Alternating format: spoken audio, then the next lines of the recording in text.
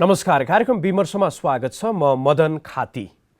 दर्शकवृन्द, आजबाट संसद अर्थात् प्रतिनिधि सभा विघटन विरुद्ध परेको रिट निवेदनमाथि निरन्तर सुनवाई सुरु हुने बताइएको छ।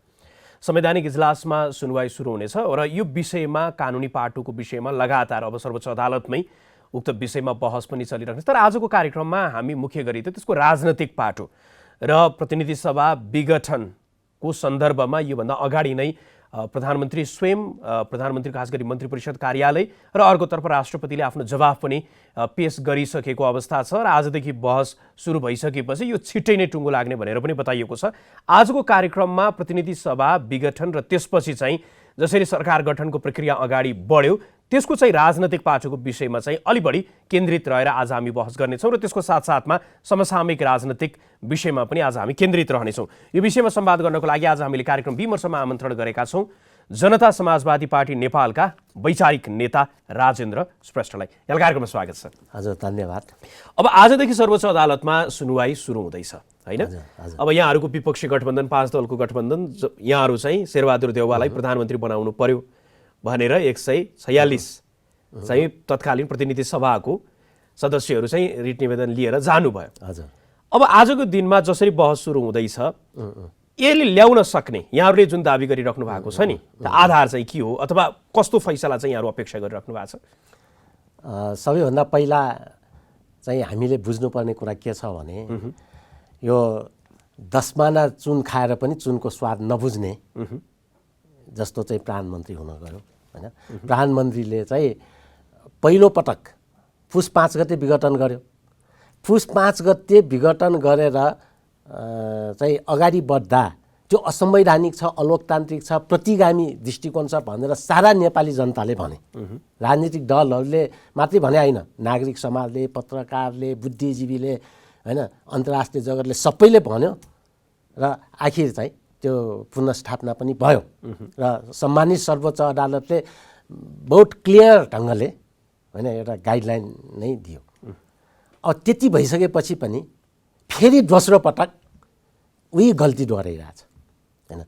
हाम्रो संविधानले त वास्तवमा के परिकल्पना गरेको थियो त भन्दा संविधानले सरकारको स्थिरता 2 वर्ष, सरकारको स्थिरता 2 वर्ष भनेर किन चाहिँ भने कम्तीमा है यो संविधानको धारा 6 को उपधारा 4 ले एक पटक प्रधानमन्त्री बनेपछि 2 वर्षसम्म अविश्वासको प्रस्ताव हाल्न पाउँदैन।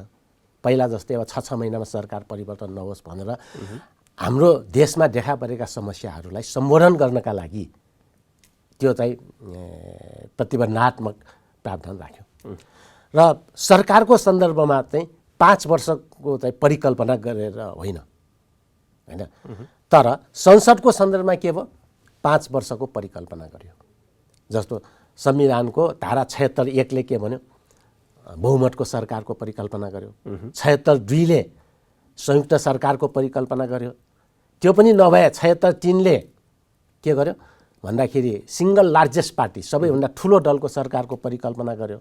अब त्यसरी पनि सरकार बनाउन सकिएन वा सरकारले स्थिरता दिन सकेन भने संसदलाई फिक्स टर्म पार्लियामेन्टको मान्यतालाई चाहिँ स्थापित होस् भन्नका लागि त्यहाँ के गरियो भने 76(5) राखियो। र 76(5) चाहिँ कस्तो धारा हो त भन्दाखेरि त्यस्तो एकजना व्यक्तित्व जसले चाहिँ 76(2) को भावना अनुसार एकजना प्रतिनिधि सभा सदस्य हैन, 76(2) को भावना भनेको प्रतिनिधि सभाको सदस्य, प्रतिनिधि सभा भन्दा बाहिरबाट चाहिँ ल्याउन पाइएन। खिलाराज रेग्मी चाहिँ प्रधानमन्त्री हुन सक्दैन हैन। अब नयाँ खिलाराज चाहिँ जन्मन्न भन्नका लागि 76(2) मा एउटा कल्पना गरेर चाहिँ प्रतिनिधि सभाको सदस्य भनिएको हो। तर त्यो चाहिँ 76(2) को समान होइन। 76(2) नै हो भने त त्यहाँ 76(5) नै चाहिएन नि हैन। त्यसैले 76(5) को भावना भनेको त्यस्तो व्यक्तित्व जसले चाहिँ सबै चाहिँ सांसदहरूलाई एप्रोच राखेर हैन, संसदहरूको बहुमत सिद्ध गरेर मैले सरकार बनाउन सक्छु भन्ने आधार प्रस्तुत गरिदियो भने राष्ट्रपतिले त्यसो भए चाहिँ आजको दिनमा जसरी अब बहस आजदेखि सुरु हुँदैछ, सुनवाई सुरु हुँदैछ, यहाँहरूको विपक्षी गठबन्धन र यहाँहरूले चाहिँ यहाँहरूको तर्फबाट बहस गर्ने सर्वोच्च अदालतमा जो कानुन व्यवसायीहरू हुनुहुन्छ यहाँहरूले उठाउनु मूलभूत मुद्दा चाहिँ अथवा आधार प्रस्तुत गर्ने चाहिँ के हो त सर्वोच्च अदालतमा? के कुरालाई चाहिँ यहाँहरू मूल रूपमा उठाउँदै हुनुहुन्छ? अघि तपाईँले कानुनी पाटोको कुरा गर्नुभयो। उहाँहरूले कानुनी पाटोमा बहुत राम्रोसँग होमवर्क गरेरै उठाउनुहुन्छ, किनभने वरिष्ठ अधिवक्ताजीहरूले विगतमा पनि एकदमै राम्रो ढङ्गबाट होइन यस्तो चाहिँ बहस गरिदिनु भयो कि बेन्च पनि प्रभावित हुने किसिमको होइन त्यो ढङ्गले राम्रो बहस गर्नुभएको थियो। मलाई विश्वास छ कानुनी पाटोमा संवैधानिक कानुनको हिसाबले उहाँले त्यसरी नै बहस गर्नुहुन्छ। अब जहाँसम्म राजनीतिक पाटोको तपाईँले सोध्नु भएको छ नि, मैले अघि पनि भने कि 76(5) भनेको एक किसिमको फिक्स टर्म पार्लियामेन्टको अवधारणा चाहिँ लाई परोक्ष रूपमा त्यहाँ राखिएको हो। 5 वर्ष चाहिँ संसद चाहिँ जीवित रहन्, संसदको स्थिरता चाहिँ 5 वर्ष भन्ने परिकल्पना गरिएको हो। त्यस्तो स्थितिमा अब हामीले उठाएको एजेन्डा के त भन्दा अहिले चाहिँ उहाँले होइन अर्थात् प्रधानमन्त्रीज्यूले जसरी चाहिँ 3टा कारण दिएर भङ्ग गर्नुभयो नि, त्यो अहिले पनि त्यो प्रतिगामी कदम नै हो, त्यो असंवैधानिक नै हो, अलोकतान्त्रिक नै हो र सर्वसत्तावादी नै हो। किन यो भनिरहेछौँ भने उहाँले 3टा कारण दिनुभएको मध्ये पहिलो कारण के दिनुभयो भङ्ग गर्दा भने चाहिँ अहिले देशको वर्तमान परिस्थितिमा राजनीतिक समीकरणको हिसाबले खासै परिवर्तन भएको छैन। मैले 2078 साल वैशाख 27 गते प्रतिनिधि सभामा विश्वासको मत लिएको, तर विश्वासको मत मैले प्राप्त गर्न सक्दिनँ होइन। त्यसमा त्यो स्थितिभन्दा तात्विक अन्तर नभएको नम्बर 1। नम्बर 2 उहाँले के भन्नुभयो, त्यस्तो स्थितिमा चाहिँ देशलाई अन्योलतामा राख्न उपयुक्त नभएकोले वैकल्पिक सरकार गठनका लागि मार्ग प्रशस्त गर्नु चाहिँ उपयुक्त हुन्छ, दोस्रो कारण होइन। र तेस्रो कारण, त्यसकारण मैले मन्त्री परिषदको बैठकले 76(5) को सरकार बनाउनको लागि चाहिँ सिफारिस गरेका छौँ। यही 3टा कुरा भन्नुभयो। अब यो 3टा कुराको आधारमा विश्लेषण गर्ने हो भने पहिलो कुरा अहिले होइन उहाँले जेठ 7 गते त्यो भन्न सक्ने मान्छेले त्यो कुरा चाहिँ सरकार बनाउने बेलामा किन भन्नु भएन? यदि उहाँले परिस्थितिमा तात्विक अन्तर पनि नपरेको, आफूले विश्वासको मत लिन पनि नसक्ने र मार्ग प्रशस्त पनि गर्ने भनिसकेपछि त त्यस्तो स्थितिको परिकल्पना उहाँले पछिल्लो स्थितिमा गर्ने हो र उहाँले फेरि चाहिँ प्रधानमन्त्रीको शपथ लिने बेलामै सोच्नु पर्दैन र उहाँले के गर्नु पर्थ्यो भने ल ठिक छ, अब ममाथि चाहिँ अविश्वास भयो, मैले चाहिँ 27 गते विश्वासको मत लिन सकिनँ, त्यसकारण अब संसदीय दलको बैठक मैले डाकेको छु होइन। ल तपाईँहरूले चाहिँ अब माधव नेपालजी प्रधानमन्त्री हुने हो कि झलनाथ खनालजी प्रधानमन्त्री हुने हो कि बा अरू कोही प्रधानमन्त्री हुने हो भनेर उहाँले त निकास दिनु पर्थ्यो। किनभने जो प्रधानमन्त्रीमाथि 27 गते अविश्वासको प्रस्ताव पनि त्यहाँ दर्ता भइरहेको थियो, तर उहाँ आफैले चाहिँ त्यसलाई इन्टरटेन नगरी चाहिँ के हो विश्वासको मत लियो नि त। आफैले विश्वासको मत लिन नसकेपछि त आफ्नो दलको बहुमत छ भने त्यति बेलासम्म त थियो, उहाँले त आफूले राजीनामा गरेर पार्टीभित्रबाट निकास खोज्नु पर्थ्यो होइन।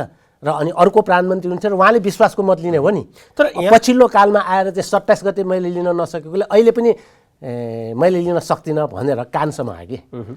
यो राजनीतिमा अनैतिकताको पराकाष्ठा हो होइन। के भन्नु खोज्छु, तर यहाँले जुन अहिले तर्क गरिराख्नु भएको छ, आजको दिनमा यहाँहरूको मुख्य चासोको विषय चाहिँ जस्तो यहाँहरूले जुन तर्क अथवा प्रधानमन्त्रीबाट जुन अपेक्षा राखिराख्नु भएको छ नि, उहाँले त्यो गर्नु भएन। अब त्यो नभइसकेको संविधानमा के लेखेको छ त्यसअनुसार अगाडि बढ्ने भयो। प्रधानमन्त्रीहरू र उहाँ निकटका व्यक्तिहरूले आजको दिनमा भनिराखेको चाहिँ संविधानको 1 देखि 7 सम्मको जुन प्रावधान छ सरकार गठनको र संसद विघटनसम्मको, त्यस अन्तर्गत 1, 2, 3, 4, 5, 6, 7 सम्म चाहिँ सर्वोच्च अदालतले पहिला भन्दै गर्दाखेरि पनि त्यो सम्पूर्ण प्रक्रिया पुरा हुनुपर्छ, त्यस अन्तर्गत भनेको थियो। अहिले पनि प्रधानमन्त्रीले 3 अन्तर्गतको प्रधानमन्त्री हुनु नै भयो, त्यसपछि उहाँले मार्ग प्रशस्त गर्नुभयो, 4 अन्तर्गत विश्वासको मत लिनु भएन, जानुभयो 5 मा। 5 अन्तर्गत पनि सरकार नियुक्त हुने सम्भावना देखिएन भनेर राष्ट्रपतिको कार्यालयले भन्यो। त्यसपछि उहाँले त्यो अवस्थामा चाहिँ मन्त्री परिषदको सिफारिसमा राष्ट्रपतिले प्रतिनिधि सभाको विघटन गर्नुभयो। सरसर्ती यसरी बुझ्दाखेरि सरल तरिकाले त यही होइन? तपाईँले चाहिँ बाहिर चर्चामा रहेको चाहिँ विषयतर्फ इङ्गित गर्नुभयो। एकदमै बहुत यो कुरा चाहिँ चर्चामा छ, तर के त्यो सत्य हो त अब होइन? यदि सिधै त्यो गएको भएदेखि तपाईँले भनेका कुराहरू एक हदसम्म मिल्थ्यो होइन। अब यहाँ त के भइदियो भने प्रधानमन्त्रीज्यू आफैले होइन, वैकल्पिक सरकारको लागि मार्ग प्रशस्त गरेँ भन्नुभयो होइन। अब वैकल्पिक सरकारको लागि मार्ग प्रशस्त गरेँ अर्थात् चाहिँ परोक्ष रूपमा भनेको र मार्ग प्रशस्त गरेँ भनेको र राजीनामा दिएँ भने हो नि। खालि संवैधानिक शब्द नभएकोले संविधानले चाहिँ मार्ग प्रशस्तलाई चिन्दैन। हेर्नुहोस्, काइते शब्द प्रयोग गर्नुभयो उहाँले होइन, राजीनामा भन्नुको सट्टा मार्ग प्रशस्त। अनि मार्ग प्रशस्त गरेको व्यक्तिले होइन त्यही दिन चाहिँ 7 गतेकै दिन उहाँले के भन्दै हुनुहुन्थ्यो पत्रकार सम्मेलनमा, सारा संसारले हेरिरहेको छ कि आओस् न कसैको हिम्मत छ प्रधानमन्त्री भन्ने, मैले मार्ग प्रशस्त गरेँ, कोही छ र भन्ने खालको इन्टरभ्यू दिँदै हुनुहुन्थ्यो होइन। तर जब हामी चाहिँ सिंहदरबारमा जुटेर 149 जनाको सिग्नेचर लिएर राष्ट्रपति कार्यालयमा दाबी प्रस्तुत गर्दैछौँ भन्ने कुरा उहाँले थाहा पाउनुभयो। हतार पत्रकार सम्मेलन सकाएर हामीभन्दा अगाडि चाहिँ उहाँ चाहिँ त्यो लिगे दौडमा गए जस्तो गरी उहाँ चाहिँ राष्ट्रपति भवन पुग्नुभयो र भन्नुभयो मसँग चाहिँ 154 जना छ। कसरी 154 त भन्दाखेरि उहाँहरूको 121 एमाले होइन, 32 चाहिँ जसपा अनि 1 जना राप्रपा भन्नु। हेर्नुहोस् अब कति चाहिँ अनैतिक। हेर्नुहोस् त, एक दिन अगाडि 6 गते उहाँ भन्नुहुन्छ मैले विश्वासको मत लिन सक्दिनँ, मसँग बहुमत छैन, अनि 7 गते आएर फेरि एकाएक 154 जना होइन। उहाँमा सडन फेस गर्ने हिम्मत भएको भए त किन चाहिँ उहाँले चाहिँ 76 अनुसार यो सम्भव छ कि छैन आजको दिनमा? जस्तो यहाँहरूले जति बेला उहाँले सदनमा चाहिँ विश्वासको मत लिँदै हुनुहुन्थ्यो त्यति बेला चाहिँ यहाँहरूको पक्षमा पनि सरकार गठन गर्न सक्ने जो विपक्षी गठबन्धन थियो त्यो उहाँको विपक्षमा भएको त्यहाँ पनि एकमत देखिएको थिएन। तर यहाँहरूले दोस्रो पटक जसरी चाहिँ शेरबहादुर देउवालाई प्रधानमन्त्रीको रूपमा लैजाँदै गर्दाखेरि एक प्रकारको सहमति यहाँहरूको बिचमा देखियो नि। त्यस्तै जस्तो उहाँहरूले पनि गरिराखेको तर्क चाहिँ उहाँ निकटबाट आउने तर्क चाहिँ होइन, यो बिचमा चाहिँ हिजोको दिनमा जति बेला प्रधानमन्त्री उक्त कुरा बोलिराख्नु भएको थियो त्यति बेला चाहिँ नभएको, जति बेला प्रधानमन्त्री पुग्नुभयो त्यसपछि सहमति भन्यो हामी गयौँ, अनि यसमा चाहिँ कहाँनिर यसमा गडबडी छ भन्नुहोस्? यो त चाहिँ हँसी मजाक हो कि हो होइन। 21 घन्टाको बिचमा उहाँको चाहिँ त्यस्तो चाहिँ विचार फुल्ने होइन। उहाँमा यस्ता कुरा विचारहरू त फुलिरहन्छन् होइन, तर यो निकासका लागि फुल्दैन।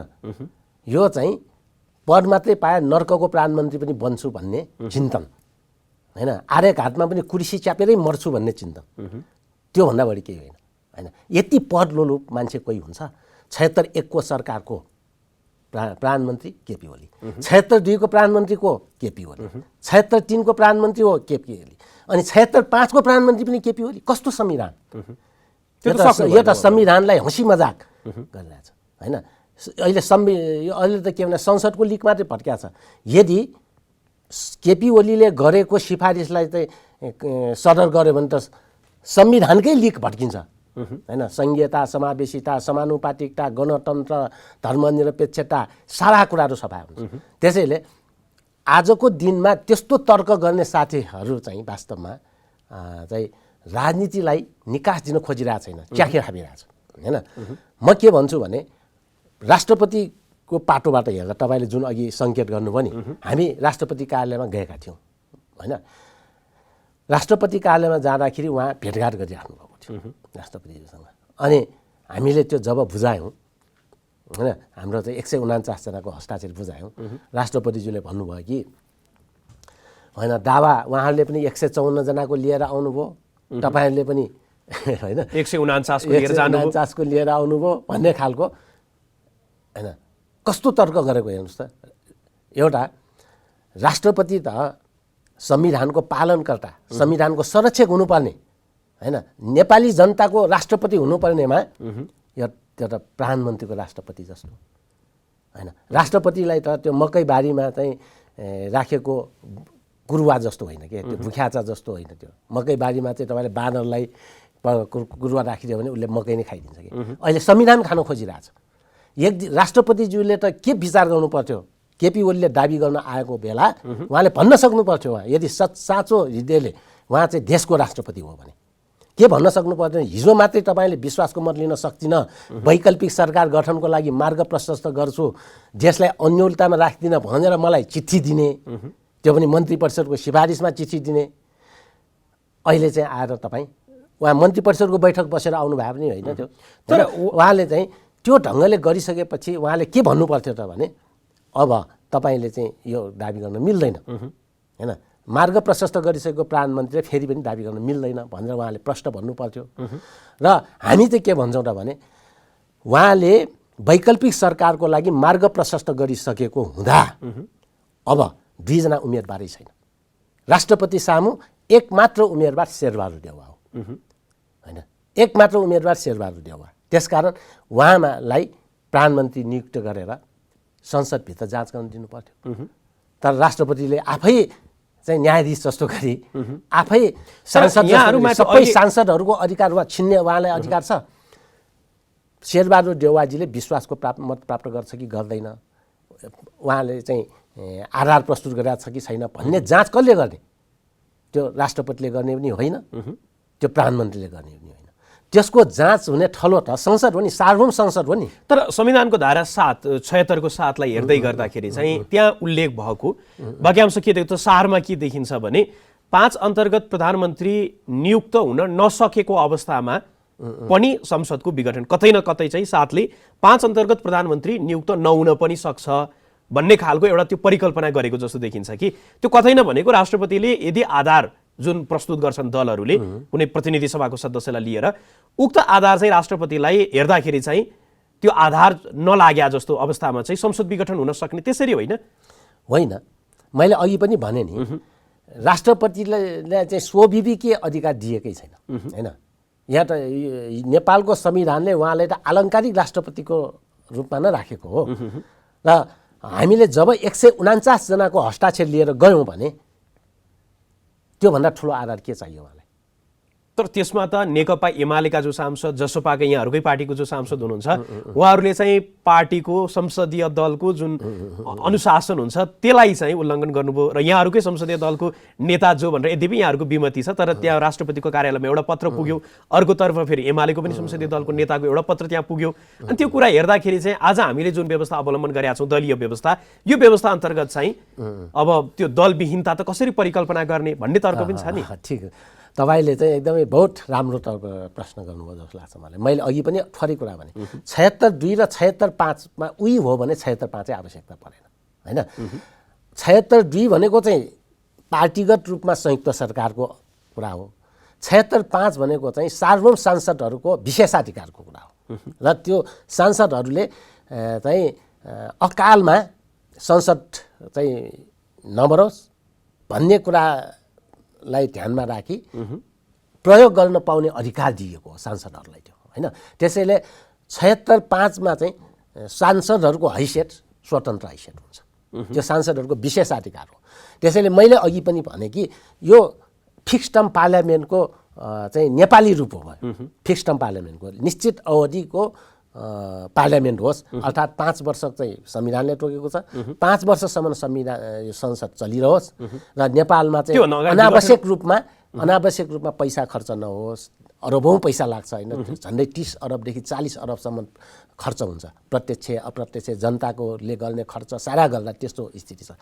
अहिलेको यस्तो कोरोना कहरको बेला, यस्तो ठुलो महासङ्कट आइरहेको बेला जनता चुनावमा जान चाहन्छन् र यस्तो स्थितिमा पनि गैर जिम्मेवार ढङ्गले उहाँले जानुभयो। त्यसैले 76(2) भन्नु र 76(5) भन्नु उही होइन। तर 5 अन्तर्गत यदि सरकार बन्यो भने त्यति बेला प्रतिपक्ष, हाम्रो आजको दिनमा जुन संसद छ त्यहाँ चाहिँ सरकार बन्दै गर्दाखेरि प्रतिपक्ष विहीनताको त्यो कल्पना गरेको छ, यो तर्क पनि गर्नुहुन्छ नि उहाँहरू? होइन, अब प्रतिपक्षमा कोही बस्न चाहन्छ भने त्यो भिन्नै कुरा हो होइन। तर 76(5) अनुसार प्रतिपक्ष चाहिँ हुनै पर्छ भन्ने पनि छैन, हुनै हुन्न भन्ने पनि छैन। कुनै दल म प्रतिपक्षमा बस्छु भने ऊ प्रतिपक्ष हुन्छ। अब केपी ओलीजीकै दलले होइन म प्रतिपक्षमा बस्छु भन्यो भने त पायो नि त, अनि कसरी चाहिँ हुन्छ र? तर एउटा उसकै सांसदले फेरि होइन एक किसिमको राष्ट्रिय सहमतिका लागि होइन संसदलाई बचाएर मुलुकलाई चाहिँ आर्थिक सङ्कटबाट बचाउनका लागि, खर्च कम गर्नका लागि एउटा फिक्स टर्म पार्लियामेन्टको अवधारणाबाट यो चाहिँ अलि लामो समय चलोस् भन्नको लागि हो। यद्यपि यदि 76(5) को सरकारले पनि विश्वासको मत प्राप्त गर्न सकेन भने चाहिँ संसद विघटन हुन्छ। त्यसले चाहिँ 5 वर्षभन्दा अगाडि नै विघटन गर्न सक्छ। 76-3 को प्रधानमन्त्रीले संसद विघटन गर्न पाउँदैन, किनभने तपाईँले नै अघि भन्नुभयो नि 76-7 मा के लेखेको त 76-5 को सरकारले पनि विश्वासको मत लिन नसकेमा भनेको छ।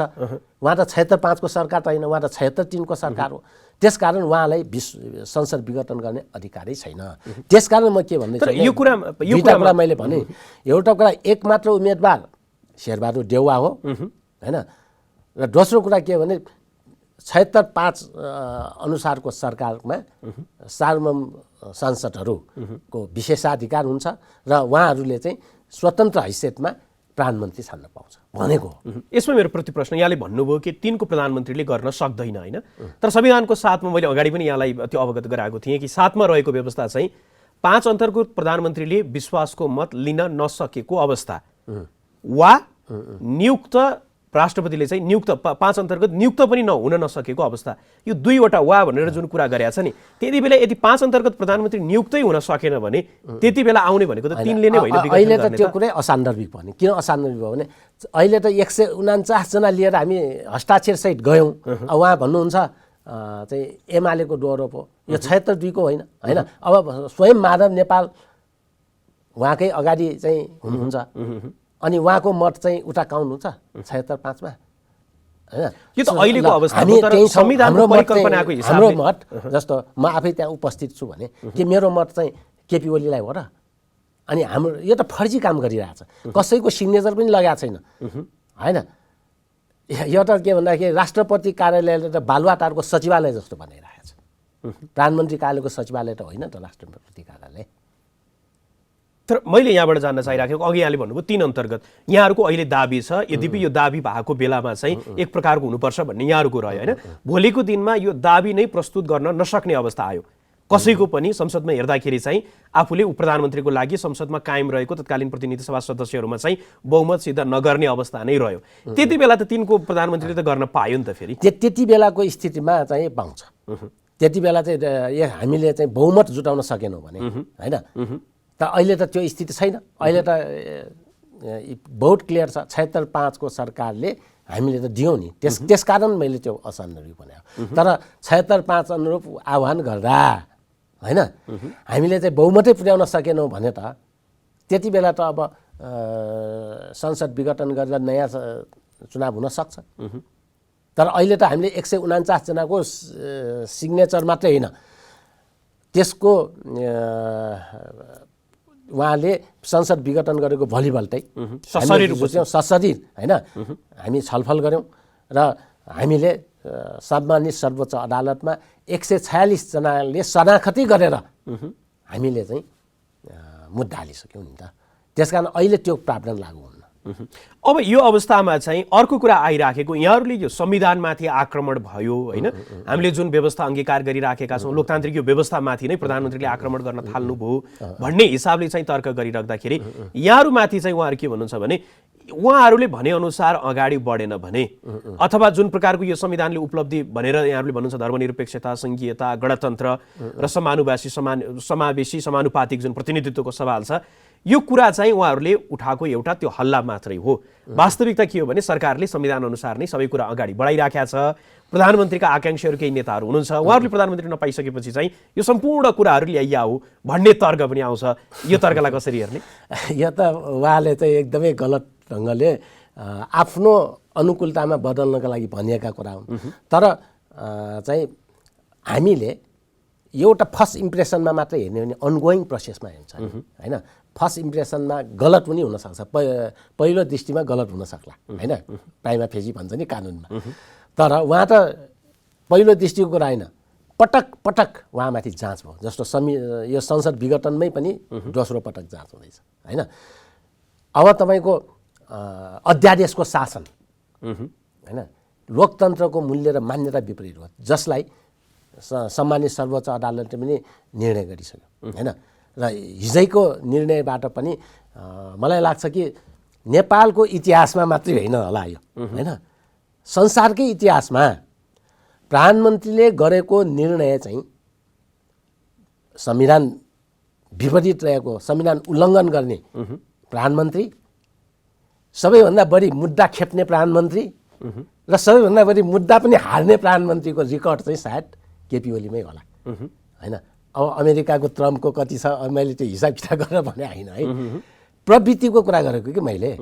अब चाहिँ अध्यादेश शासन गराएको छ, त्यसकै विरुद्ध मुद्दा चलेको छ होइन, कतिवटा मुद्दामा उहाँ हारिसक्नु भएको छ होइन।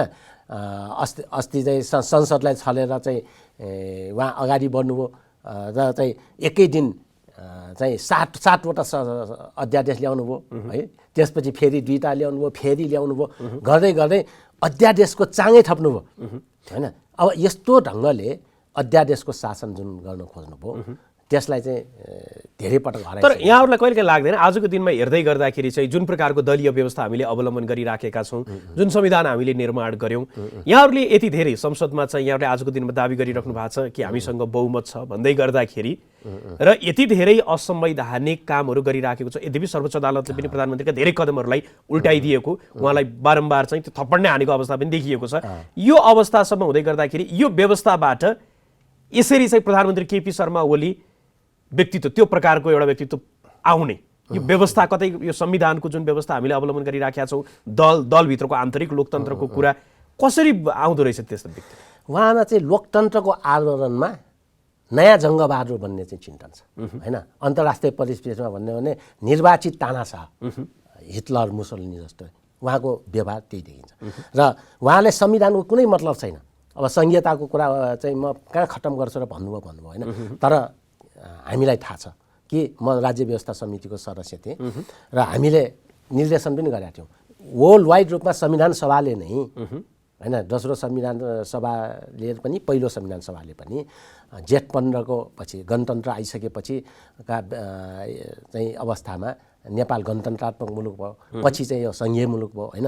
त्यस गरी अन्तर्राष्ट्रिय जगतमा नेपालको पहिचान के त भन्दा फेडरल रिपब्लिक अफ नेपाल हुनेछ भने केपी ओलीले के भने यति लामो नाम किन चाहियो, नेपाल मात्रै राखौँ भनेर चाहिँ भनेको भनेर भने हेर्नुहोस्, जहाँ जनताले विरोध गरेपछि है, यदि उहाँ साँच्चै संहिताको पक्षधर हो भने के अमेरिकामा त्यो बैलगाडामा राखेर सङ्घीय लोकतान्त्रिक गणतन्त्र लाने हो र होइन? कुनै ट्रकमा राखेर लानुपर्ने कुरा हो र त्यो सङ्घीय लोकतान्त्रिक गणतन्त्र भन्ने कुरा? उहाँ त भन्नुहुन्छ नेपाल मात्रै राख्ने हो, उहाँको संहिता विरोधी कुरा हो होइन। सङ्घीय शासन व्यवस्था भनेको त बोकाको टाउकोमा भैँसीको सिङ राख्ने हो भन्छन्। घरि चाहिँ अस्ति कर्णालीको प्रकरणमा चाहिँ नेकपा एमाले भित्र विवाद आइसकेपछि प्रदेशका सांसदहरूलाई बोलाउनु भयो र उहाँले भन्नुभयो प्रदेश भनेको चाहिँ केन्द्रको युनिट मात्रै हो, सेन्ट्रलको युनिट मात्रै हो भने भनौँ न युनिटरी व्यवस्था भन्ने जहाँ सेन्ट्रलको युनिटको रूपमा मात्रै प्रदेश रहन्छन् त्यो भनेको युनिटरी हो। प्रदेश त तपाईँको चीनमा पनि छ, प्रदेश त तपाईँको बङ्गलादेशमा पनि छ, प्रदेश त फिलिपिन्समा पनि छ, बङ्गलादेशमा पनि छ होइन। प्रदेश हुँदैमा संहिता हुने होइन नि होइन। जब चाहिँ प्रदेशको सरकारले पनि त्यहाँ पनि सरकार हुन्छ, त्यहाँ पनि सार्वभौम अधिकारहरू हुन्छन् होइन, त्यहाँ पनि संसद हुन्छ, त्यहाँ पनि उच्च अदालतहरू न्यायालयहरू हुन्छन्, यस राज्यका अङ्गहरू तल पनि हुन्छन्, त्यसपछि नै सङ्घीय हुने हो होइन। त्यसमा उहाँको इमानदारी त देखिएन, त्यसो देखिएन। अब समानुपातिक समावेशिताको सन्दर्भमा त उहाँका बोलीहरू भाइरलै भइरहेका छन्। फेरि अर्को कार्यक्रममा यहाँहरुसँग धर्मनिरपेक्षता पनि उहाँ समाप्तै गर्न चाहनुहुन्छ भन्ने कुरा त बाह्य शक्तिहरूसँग डिलिङमै देखिएको छ होइन। त्यसैले उहाँले जुन आफ्नो रक्षाका लागि भन्नुभयो भन्ने कुरा तपाईँले म कहाँ संहिता गणतन्त्र धर्मनिरपेक्षताको विरोध गर्छु, कहाँ समानुपातिकताको विरोध गरेको छु भन्ने जुन भन्नुभयो त्यो त उहाँको व्यवहारले नै यहाँको तर्क। म कार्यक्रमको अन्तिममा भएको कारणले गर्दाखेरि अहिले अब सर्वोच्च अदालतले हिजोको मात्रै फैसलापछि यहाँहरूकै पार्टीबाट सरकारमा सहभागी हुनुभएका धेरै मन्त्री पदमुक्त रहनुभयो होइन, हुनुभयो। अब यो अवस्थामा चाहिँ यहाँहरूको पार्टी आजको दिनमा कुराकानी गर्दै गर्दाखेरि यहाँहरूले त्यही कारणले गर्दाखेरि कतै न कतै त्यो एउटा पार्टीभित्र विग्रहको अवस्था चाहिँ आएको थियो, त्यो उत्कर्षमै पुगेको अवस्था पनि थियो। कानुनी रूपमा त आजको दिनमा यहाँहरू एउटै पार्टीमा देखिनु भएको छ। अब के हुन्छ पार्टीमा, त्यसले पार्ने प्रभाव फेरि एक भएर जान सक्ने अवस्था छ? सरकारमा जाने नजाने भन्ने कुरा एउटा चाहिँ रूप पक्षको कुरा हो, सार कुरा होइन। सार भनेको के हो भने प्रतिगमनको विरोध गर्ने कि नगर्ने होइन। यदि प्रतिगमनको उहाँले विरोध गर्नुहुन्न, केपी ओली र अरू सबै चाहिँ उस्तै हुन् होइन, माधव नेपाल प्रचण्ड शेरबहादुर सबै उस्तै हुन् भन्ने उहाँहरूको मान्यता हो भने त्यो त परोक्ष रूपमा प्रतिगमनलाई सघाएको पो। तर उहाँहरूले आज त्यही नै भनिरहनु आज त प्रतिक्रान्तिको केन्द्र हेडक्वार्टर केपी ओली हो नि त होइन। सबै प्राप्त उपलब्धिहरूलाई चाहिँ समाप्त गर्ने दाउपेचमा केपी ओली हुनुहुन्छ। त्यस्तो स्थितिमा उसको विरुद्धको सङ्घर्ष प्रमुख कुरा हो होइन। त्यसै कारण अहिले चाहिँ वास्तवमा प्राप्त उपलब्धिहरूको रक्षा गर्दै युगान्तकारी परिवर्तनका चाहिँ मुद्दाहरूलाई अझ विकसित गरेर जानुपर्ने हो भने प्राप्त उपलब्धिको संरक्षण र थप उपलब्धिहरूको लागि लड्नुपर्ने स्थिति हो। तर थप उपलब्धिको लागि लड्ने कुरा त छोड्नुहोस्, अहिले त हामीलाई के स्थिति छ भने प्राप्त उपलब्धिको रक्षा नै आजको प्रमुख कार्यनीति बनाउनु पर्ने स्थिति आएको छ। त्यसकारण प्रतिक्रान्तिको विरोध गर्दै होइन, ओली गमनको विरोध गर्दै अब प्राप्त उपलब्धिहरूको रक्षाको कुरालाई अहिलेको यो फेजको चाहिँ तात्कालिक कार्यनीति चाहिँ त्यो बनाउनु। तर उहाँहरूको तर्क के छ भने उहाँहरूको त्यो देश छैन। त्यसकारण उहाँलाई सरकारमा र हटाइयो, अब चाहिँ मिल्ने भोट भन्ने जुन कुरा हो त्यसरी होइन। तर उहाँहरूको तर्क के देखिन्छ भने यहाँहरूले जे काम गर्न सक्नु भएन तत्कालीन सङ्घीय समाजवादी फोरम, पछि यहाँहरू जसपा बढ्नुभयो, उहाँहरूले चाहिँ त्यो गरेर देखाइदिनु भयो भन्ने खालको तर्क आउँछ कि? जस्तो उहाँहरूले नागरिकता सम्बन्धी अध्यादेशको कुरा, त्यसमा चाहिँ हामीले प्रधानमन्त्री केपी शर्मा ओलीलाई सहमत गरायौँ। अब भोलिको दिनमा एमाले र माओवादीले त कङ्ग्रेस र माओवादीले त पहिलेदेखि नै गरे हो, अबको दिनमा त्यसलाई सहजताको साथमा अगाडि बढाउन सकिन्छ, एउटा तर्क उहाँहरूको त्यो आउँछ। अर्को मधेस आन्दोलनको विषयमा त्यति बेला चाहिँ पक्राउ परेका धेरैलाई चाहिँ हामीले आजको दिनमा प्रधानमन्त्री केपी शर्मा ओलीलाई सहमत गराएर उहाँहरूलाई चाहिँ रिहा गराउने एउटा त्यो कानुनी रूपमा जुन कुरा प्रक्रिया अगाडि बढिराखेको थियो त्यसलाई स्थगन गर्ने त्यो सफलता प्राप्त गर्यौँ, त्यो तर्क आउँछ नि त उहाँहरूको फेरि होइन। केपी ओलीको बारे मैले अब धेरै के भन्नु होइन। उहाँसँग व्यक्तिगत रूपमा भन्ने हो भने हामीसँगै काम गरेको, उहाँ चाहिँ अब नेताकै रूपमा रहेको होइन। हामी त एकदम राम्रोसँग सम्पर्क, व्यक्तिगत सम्पर्क र मेरो अत्यन्त आत्मिक नै छ क्या उहाँसँग। तर उहाँको प्रवृत्ति त ठिक भएन नि। म त के देख्छु भने उहाँ चाहिँ राजनीतिमा धोकाको कुरा गर्ने हो भने, राजनीतिमा विश्वासको घाटको कुरा गर्ने हो भने उहाँ धोकेबाज शिरोमणि हो के, विश्वासघाती शिरोमणि हो। किनभने हामीसँग 2 बुँदे सम्झौता गऱ्यो होइन जसपासँग, जुन बेला चाहिँ उपेन्द्र यादव उप प्रधानमन्त्री हुनुहुन्थ्यो। म आफैले त्यो 2 बुँदे ड्राफ्ट गरेँ होइन। त्यसको चाहिँ वार्ता समितिको संयोजक म थिएँ र धेरै कुराहरू गरियो, ट्यासिट अन्डरस्ट्यान्डिङ भनेर कयौँ कुराहरू चाहिँ टाइम टेबल, क्यालेन्डर सबै सहमति गरियो। त्यसअनुसार गयो। पछि त के भने जब आफू अनुकूल भयो नि त्यो ढोका दिनुभयो क्या। उहाँले एकपटक भनेको मलाई सम्झना छ, जुन बेला चाहिँ यहाँ माओवादी जनविद्रोह भयो, यो र जनयुद्धबाट चाहिँ यहाँ मूलधारमा आइसकेको थियो, मधेसमा पनि विद्रोह भइरहेको थियो, आदिवासी जनजाति, खस, शिल्पी सबैले विरोध गरिरहेको थियो नि त। महिलाहरूको आन्दोलन पनि चलिरहेको थियो, समानता, समानुपातिकता, समावेशिताका कुराहरू उठिरहेको थिए। त्यति बेला चाहिँ उहाँले यी सब कुराहरू गलत हुन् होइन। यो चाहिँ के भन्दाखेरि मलाई यो हामीलाई अब त्यति बेला उहाँ एमालेको प्रमुख नेता पनि थिएन, तर पनि उहाँले के भन्नुभयो भने हाम्रो घाँटीमा बन्दुक टेर्साएर नेपालमा सङ्घीयता, समावेशिता, समानुपातिकता लागू गरेको हो भन्ने थिए कि। पहिला गरि चाहिँ सकेका थिए फेरि होइन, बाध्य भयो भने। अहिले पनि हामी उहाँले के भन्दा आफू अनुकूल नहुँदा त्यो गर्छन्, भएपछि हुँदैन। हाम्रो माग र मुद्दा भने त पहिचानसहितको सङ्घीयता, पूर्ण समानुपातिक निर्वाचन प्रणाली र त्यसरी नै अब तपाईँको प्रत्यक्ष निर्वाचित राष्ट्रपति जस्ता महत्त्वपूर्ण युगान्तकारी परिवर्तनका मुद्दाहरू हुन्। त्यो अहिले त प्रशासनिक रूपमा छोड्ने यो कुराको सन्दर्भमा मैले एक लाइन भन्छु कि उपेन्द्र यादवजी हुँदा पनि कतिपय मुद्दाहरू फिर्ता लिएकै थिए, कतिपय कुराहरू गरेकै थिए र प्रशासनिक कुराहरू हो।